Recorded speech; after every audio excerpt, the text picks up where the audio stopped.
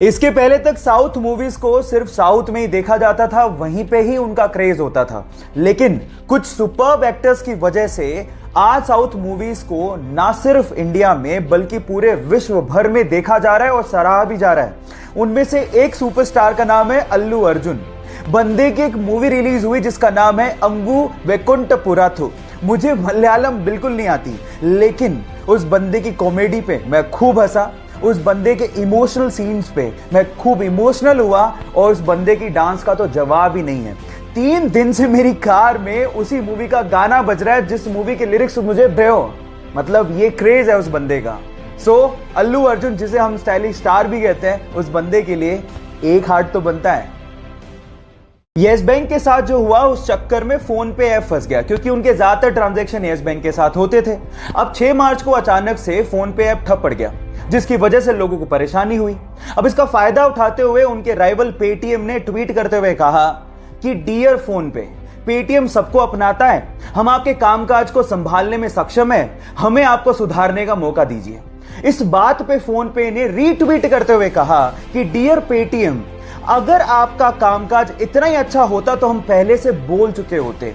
और उसके बाद जो उन्होंने लिखा वो आप लोगों को सुनना चाहिए। उन्होंने कहा कि संकट की घड़ी में अपने साथियों को छोड़ने की तेजी किस काम की। Foam is temporary but class is permanent. So guys, यहां सीखने लायक बात यह है कि संकट की घड़ियां आती जाती रहती हैं। इस सिचुएशन में अपनी साथियों का साथ कभी नहीं छोड़ना चाहिए, क्योंकि वक्त बदलते देर नहीं लगती। वो बचपन से ही बोलने में हकलाता था, इसलिए उसे स्कूल जाने तक में डर लगता था, क्योंकि उसके स्कूल के सारे दोस्त उसे चिढ़ाया करते थे। एक दिन उसने अपने दोस्त को कहा कि वो बड़ा होकर एक्टर बनना चाहता है। इस बात पे उसके दोस्त ने रिप्लाई किया कि तू एक लाइन तो ढंग से बोल नहीं पाता, तू एक्टर कहां से बनेगा। ये बात उसके दिल को लग गई और तब उसने स्पीच थेरेपी करने की सोची और धीरे धीरे इंप्रूवमेंट भी आने लगी।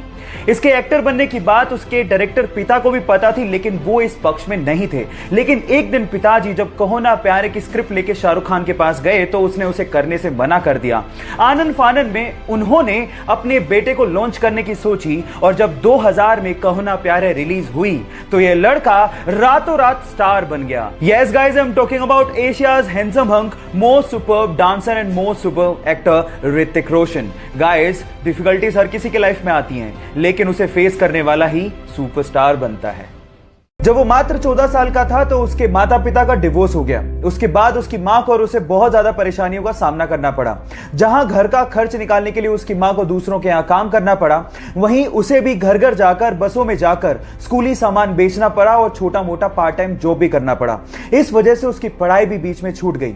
उसने कॉलेज ड्रॉप आउट तो कर दिया था, लेकिन सीखना नहीं छोड़ा था। पार्ट टाइम जॉब करते करते उसने वेब डिजाइनिंग सीखी और उसमें अपना करियर बनाने की सोची।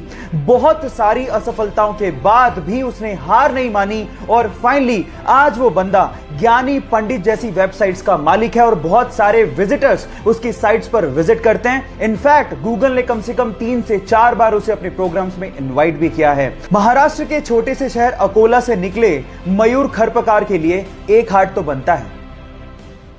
चाइना में 11 साल का बच्चा था जिसका नाम था लियांग याओई। अचानक से उसे पता लगा कि उसे ब्रेन ट्यूमर है और अब वो बच नहीं सकता। उसके बाद जो उसने अपनी मां को कहा वो आप लोगों को ध्यान से सुनना चाहिए। उसने अपनी मां को कहा कि मैं जानता हूं कि अब मैं बच नहीं सकता हूं, लेकिन इस दुनिया में बहुत सारे ऐसे लोग हैं जो दूसरों के लिए कुछ करना चाहते हैं।